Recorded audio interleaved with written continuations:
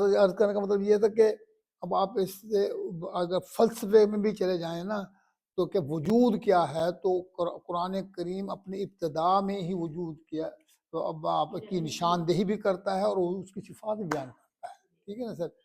تو یہ ہمارے ہاں فلسفے میں بحث ہے، لیکن فلسفے میں بحث جو ہے، اصل بات یہ ہے کہ سر انسان اس کائنات کے بارے میں غور و فکر کرتا ہے۔ مذہب کہتے ہیں اس ذریعہ علم کو جو انسان کو کائنات کے نظام کے بارے میں حتمی اور مکمل نالج دیتا ہے۔ انسان کی غلطی یہ ہے کہ وہ مذہب کو چھوڑ کر عقل کے زور پر اس کائنات کے نظام کو سمجھنا چاہتا ہے۔ عقل کے زور پر نظام کائنات کو سمجھنے کو ہم فلسفہ کہتے ہیں، اور الہامی تعلیمات کی بنیاد پر نظام کائنات کو سمجھنے کو ہم مذہب کہتے ہیں۔ مذہب میں یہ کوالٹی ہونی چاہیے کہ وہ نظام کائنات کی تفہیم مکمل طور پر انسان کو فراہم کرے۔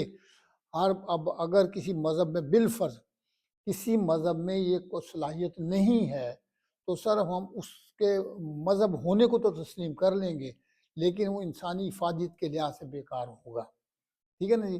اس بنا پر اسلام بطور مذہب کے کیوں قبول ہے؟ اس لیے کہ اسلام بطور ایک انسانی افادیت کا اہتمام جو اسلام کرتا ہے وہ کسی اور مذہب میں نہیں ہے۔ تو بہرحال اگر ہم یہ کہنا چاہیں کہ مذہب اور فلسفے میں کیا فرق ہے، تو ہم بڑے آسان سے ایک جملے میں کہہ سکتے ہیں کہ نظام کائنات کی تفہیم کو اگر انبیاء کے حوالے سے سمجھا جائے تو وہ مذہب کہلائے گا، اور نظام کائنات کو اگر ہم عقل کے بنیاد پر سمجھنا چاہیں تو وہ فلسفہ کہلائے گا۔